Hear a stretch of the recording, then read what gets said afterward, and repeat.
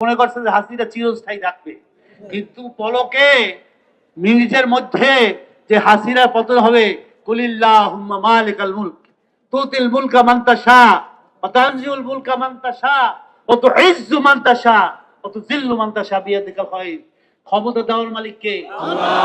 আল্লাহ রাজাকে ভিখারি বানায়, ভিখারিকে রাজা বানায়। সব আল্লাহর হাতে। আল্লাহ দেখাই দিল হাসিনার পতন। আর কিছু চায় না। যারা চিন্তা করেন যে আবার আওয়ামী লীগ আসবে, হাসিনা আসবে, হে ঘুরে বানি, ওই চিন্তা করিয়া লাভ নাই।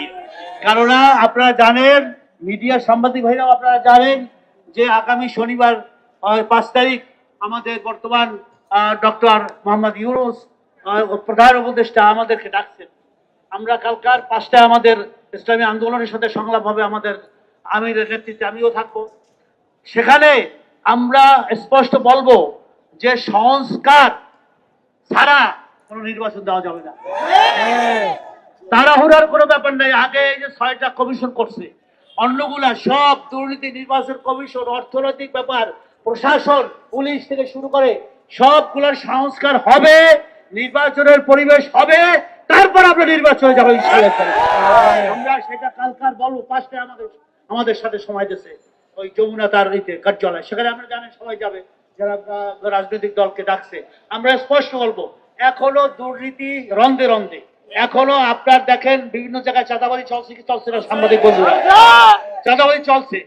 একজন যাওয়ার পরে আবার আরেকজন আসার পায়তারা করতেছে। আমরা কোনো জালেমকে তো, এক জালেম যাওয়ার পরে আরেক জালেমকে আনবো কি? আমরা এটা চাই?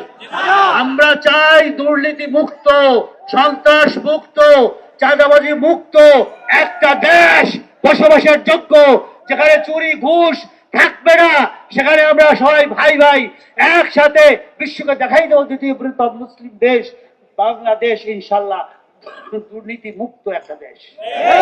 আমরা সবাই চান না? সেইটা আমরা চাই, সেইটা আমরা কালকারও বলবো।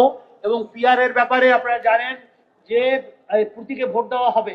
পিআর যদি ভোট দেওয়া হয়, ওই ব্যাপারে আমরা খুব জোরালো ভাবে ভূমিকা রাখতেছি। কালকারও সংলাপে সেখানে উপদেষ্টারা থাকবেন। আমরা বলবো যে পিআর এর মাধ্যমে যদি ভোট দেওয়া হয়, সেই আপনার যার যার মার্কায়, তাহলে সব দল সরকার গঠন করতে অংশগ্রহণ করতে পারবে। সব দল। একক কেউ ক্ষমতা আসলে সে হয়ে যায়, মানে ফ্যাসিস্ট হয়ে যায়।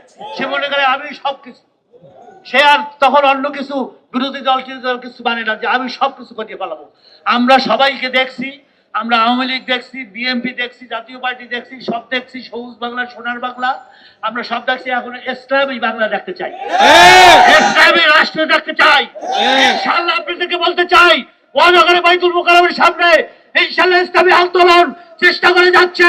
সমস্ত ইসলামী দলগুলোকে নিয়ে আমরা একটা মহাজোট করে আগামী নির্বাচনে অবতীর্ণ হব।